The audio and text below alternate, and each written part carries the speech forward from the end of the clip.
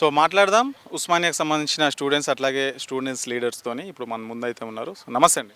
నమస్తే అండి. ఏం పేరు సార్ మీ పేరు? నా పేరు డాక్టర్ కృష్ణ నాయక్. ఇక్కడ పీడిఎఫ్ స్కాలర్. నేను మలిదశ తెలంగాణ ఉద్యమకారుణ్ణి. సో నిన్న రేవంత్ రెడ్డి గారు వచ్చి ఇక్కడ మీటింగ్ అయితే ఏర్పాటు చేశారు. చాలా అంశాల గురించి అయితే ప్రస్తావించారు. సో ఏంటి దాని గురించి ఏంటి మీ అభిప్రాయం?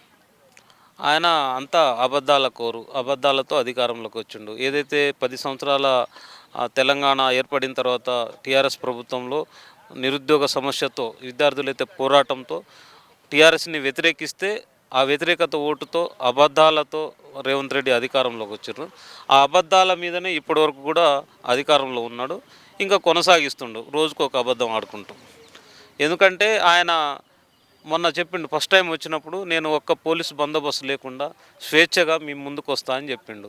కానీ సెకండ్ టైం ఎట్లా వచ్చిందంటే ఆయన చెప్తుంటారు బయట పులి గిలి అని. నల్లమల్ల పులి అట ఆయన. నల్లమల్ల పులిలాగా రాలేదు, పిల్లి దగ్గర దగ్గర 1000 మంది పోలీసులతో నల్లమల్ల పిల్లి లెక్క దాక్కొని ఇక్కడికి వచ్చి స్టేజ్ ఎక్కి మొరిగిండు తప్ప ఆయన చేసిందేం లేదు. నిజంగా ఆయనకు విద్యార్థుల చదువు మీద కానీ, ఉస్మానియా యూనివర్సిటీ మీద కానీ, లేకుంటే విద్యార్థి లోకం మీద కానీ చిత్తశుద్ధి ఉంటే జాబ్ క్యాలెండర్ ప్రకారం ఎప్పటికప్పుడు నోటిఫికేషన్ ఇవ్వాలి. లేకుంటే యూనివర్సిటీలో అసిస్టెంట్ ప్రొఫెసర్లు గత 15 సంవత్సరాలుగా నోటిఫికేషన్లు లేవు. ఇటు మీద ఒక మాట్లాడాలి, నోటిఫికేషన్లు ఇవ్వాలి, ఏమనేది చర్చ చేయకుండా ఏదో యూనివర్సిటీకి వస్తే చరిత్ర రికార్డు సృష్టిస్తా, గతంలో ఏ సీఎంలు రాలేదు, నేను వచ్చినా అని చెప్పుకొని ప్రగల్భాలు పలకటానికే తప్ప యూనివర్సిటీని ఉద్ధరించడానికేం ఆయన రాలేదు. ఆయన ఒక సీఎం అంటే యూనివర్సిటీకి వచ్చిందంటే నేను మొనగాడిని అని చెప్పుకోవడం కోసం వచ్చిండు తప్ప యూనివర్సిటీని ఉద్ధరించే పనేం ఆయన చేయలేదు ఇక్కడికి వచ్చి. సో నిన్న 1000 కోట్లతో అభివృద్ధి చేస్తానని చెప్పేసి కూడా జీవోతో వచ్చానని కూడా చెప్తున్నారు. సో దాని గురించి ఏం చెప్తారు? ఇప్పుడు యూనివర్సిటీలు ఎప్పటి నుంచో బస్టు బట్టి ఉన్నాయి.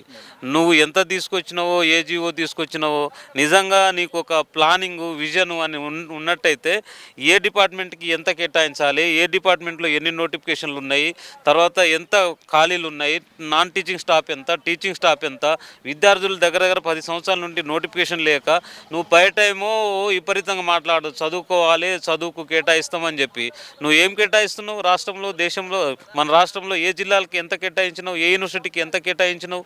నువ్వు అన్ని ఎప్పటికప్పుడు తేటతెల్లం చేయాలి కదా. 1000 కోట్లు దేనికి కేటాయించినావు? ఏది నీ జీవో, ఏది నీ కథ, ఏంది, ఏం చేసినావు నువ్వు? అన్నీ ఎప్పటికప్పుడు అబద్ధాలతో వచ్చి అబద్ధపు మాటలు మాట్లాడుతుంది తప్ప యూనివర్సిటీని ఉద్ధరించే కార్యక్రమం చేయలేదు. ఇక్కడ స్టూడెంట్స్ కావచ్చు, ఉద్యమ నాయకులను ఉద్దేశించి అయితే మాట్లాడుతారు, మీరు పార్టీల ఉచ్చులో పడొద్దు, సో చదువుకొని ఉద్యోగాలు సంపాదించాలని చెప్పేసి కొన్ని కీలక వ్యాఖ్యలు అయితే చేశారు. దాన్ని ఎట్లా చూస్తారు? నువ్వు అధికారంలోకి రావడానికైతే నీకు అప్పుడు విద్యార్థులు అవసరము, ఏ పార్టీలు అన్నీ అవసరము. ఏమో నువ్వు గాలికి వచ్చినావా, లేకుంటే చెట్లు పుట్ల మధ్యలోంచి వచ్చినావా? రాజకీయ పార్టీలోంచే వచ్చినావు కదా. మరి రాజకీయ పార్టీ నాయకుడు అయితే ఇక్కడ యూనివర్సిటీలను వీసీలు వెళ్తారు, గవర్నర్ ఏమో ఛాన్సలర్ ఉంటారు, వైస్ ఛాన్సలర్గా వీసీ ఉంటారు. మరి రాజకీయ పార్టీలతో నీకు సంబంధం లేకపోతే వీసీని అక్కడ పిలిపించుకొని ఎంత బడ్జెట్ ఉంది, ఏం నోటిఫికేషన్లు ఉన్నాయి అక్కడి నుంచే ఇవ్వాలి కదా. మీ బిల్డప్ ఎందుకు? మరి రాజకీయ పార్టీలు ఇక్కడ యూనివర్సిటీలు రాజకీయ పార్టీలు ముసుగులో పనిచేస్తున్నాయని నువ్వు అంటే నువ్వు ఒక రాజకీయ పార్టీలోంచి వచ్చినావు కదా. నువ్వు రోజుకో పార్టీ, గంటకో పార్టీ మార్చి అధికారం కోసము, నువ్వు చెలాయించడం కోసము, నీకు పెత్తనం కోసము రోజుకో పార్టీ, పూటకో పార్టీ మారుతావు. నువ్వు అధికారం కోసం మళ్ళీ కాంగ్రెస్లోకి వచ్చినావు. మరి నువ్వు రాజకీయాల గురించి మాట్లాడుతుంటే చాలా హాస్యాస్పదంగా ఉన్నది. రేవంత్ రెడ్డి అనేది రాజకీయాలు, స్టూడెంట్లు రాజకీయ ముసుగులో పనిచేస్తున్నారని చెప్పడం ఎంత విడ్డూరం, ఎంత ఆశ్చర్యంగా ఉంది. ఎందుకంటే ఆయన పార్టీలో ఎక్కడో ఏ పార్టీలో తిరిగి ఆయన సీనియర్లను కాదని చెప్పి నీకు ఆ పొజిషన్కి వెళ్ళామంటే నువ్వు ఎన్ని పార్టీలు మారినావు, ఎన్ని జెండాలు మోసినావు, నీ మీద అప్పటికీ ఓటుకు నోటు కేసు కూడా ఉంది. నువ్వు అన్నింటిలో పెద్ద దొంగని తేలింది, దొంగ మాటలతో అధికారంలో వచ్చినావు. అన్ని రాజకీయ పార్టీలను వాడుకొని ఒక పార్టీ ఏమో నా ఇల్లు అంటావు, ఒక పార్టీ ఏమో స్కూల్ అంటావు, ఒక పార్టీ ఏమో కాలేజ్ అంటావు, ఒక పార్టీ దగ్గర ఉద్యోగం చేస్తున్నంటావు. రేపు నీకు పరిస్థితి తేడా వస్తే ఏ పార్టీలో పోతావో నీకే తెలియదు. మళ్ళీ నువ్వు రాజకీయాల గురించి మాట్లాడటం, రాజకీయ పార్టీలలో అన్ని స్టూడెంట్ సంఘాలు రాజకీయ పార్టీలు ముసుగులో పనిచేస్తున్నాయని చెప్పడం చాలా ఆశ్చర్యంగా ఉంది, విడ్డూరంగా ఉంది ఇది. సో అట్లాగే స్థానిక సంస్థల ఎన్నికలు జరుగుతున్నాయి. ఈ మధ్య అక్కడక్కడ తిరుగుతూ, అంటే తెలంగాణ రాష్ట్ర వ్యాప్తంగా కూడా తిరుగుతూ యువకులు అయితే చదువుకోవాలి, రాజకీయాలకు రావద్దు అని చెప్పేసి ఇండైరెక్ట్గా చెప్తున్నారు. అంటే డైరెక్ట్గానే చెప్తున్నారు, చదువుకొని ఉద్యోగాలు చేయాలి అని చెప్తున్నారు. అంటే యువకులు ఇప్పుడు ఉన్నటువంటి యువత రాజకీయాలకు రావద్దా అనేది ఒక ప్రశ్న. రాజకీయాల్లో యువత రాకపోతే రేవంత్ రెడ్డి లాంటి ఓటుకు నోటు దొంగలు ముఖ్యమంత్రి అవుతారు, చూస్తున్నాం మనం. ఇప్పుడు యువత రాజకీయాల్లోకి రావద్దు, చదువుకోవాలంటే ఏం చేయాలి? మనం ఒక విజన్ పెట్టుకోవాలి, ఒక జాబ్ క్యాలెండర్ పెట్టుకోవాలి. విలేజ్లలో లేకుంటే పల్లెటూర్లలో వాళ్ళు చదువుకు దూరం అయితే అక్కడ విద్యను స్టాండర్డ్ చేయాలి. నువ్వు స్కూల్లోనే ఒక్క టీచర్తోనే 4 క్లాసులు చెప్పిస్తావు. ఆ పక్కనే ఉన్న స్కూల్ మూతపడుతుంటే పిల్లలందరూ ప్రైవేట్ స్కూల్లోకి వెళ్తుంటే ఆ స్కూల్ మీద చర్యలు తీసుకోరు. లేకుంటే ప్రభుత్వ పాఠశాలను ఏ రకంగా డెవలప్ చేయాలో అది ఆలోచించరు. మరి ఆ స్థానిక అంటే జిల్లాలలో కానీ జిల్లా కేంద్రాల్లో కానీ నియోజకవర్గ కేంద్రాల్లో కానీ ఒక డిఎస్సి కోచింగ్ సెంటర్ పెట్టాలి, లేకుంటే ఒక సివిల్స్ కోచింగ్ సెంటర్ పెట్టాలి.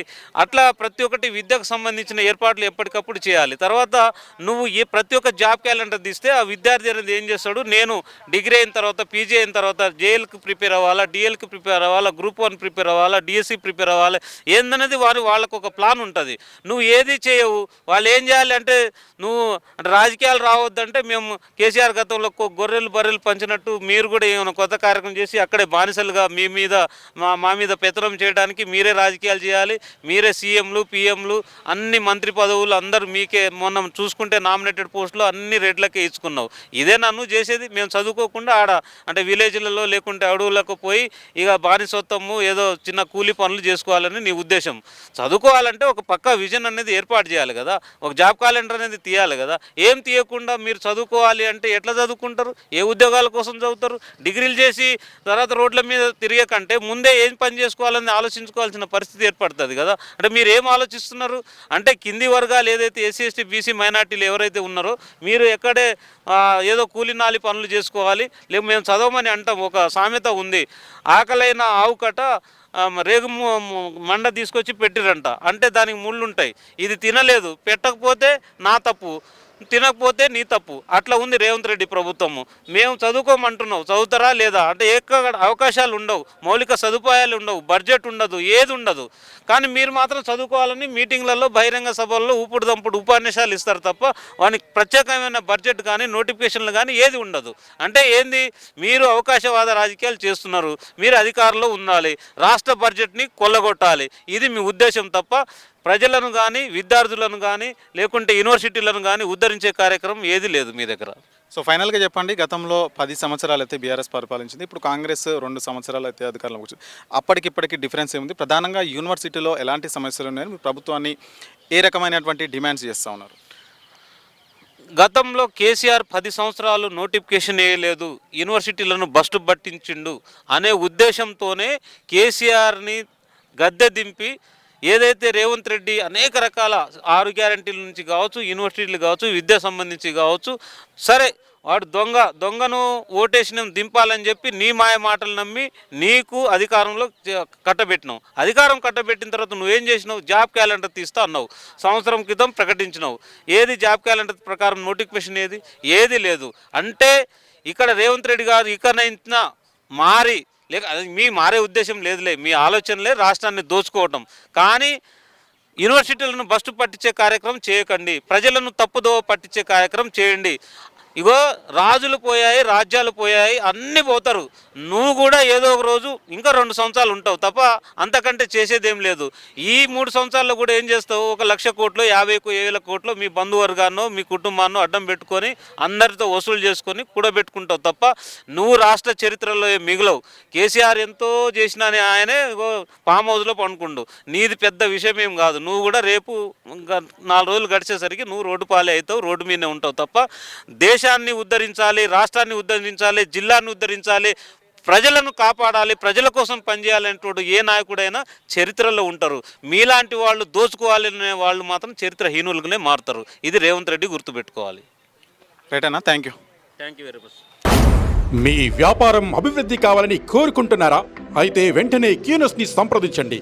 Schools, colleges, banks, shops, office promotions, land promotions, political promotions, restaurant promotions, hospital promotions, పుట్టినరోజు వేడుకలు, శుభకార్యాలు, వ్యాపారాలు ఏవైనా, సందర్భం ఏదైనా ఇప్పుడే క్యూనస్ ద్వారా తెలియజేయండి. మీ వ్యాపారాన్ని అభివృద్ధి చేసుకోండి.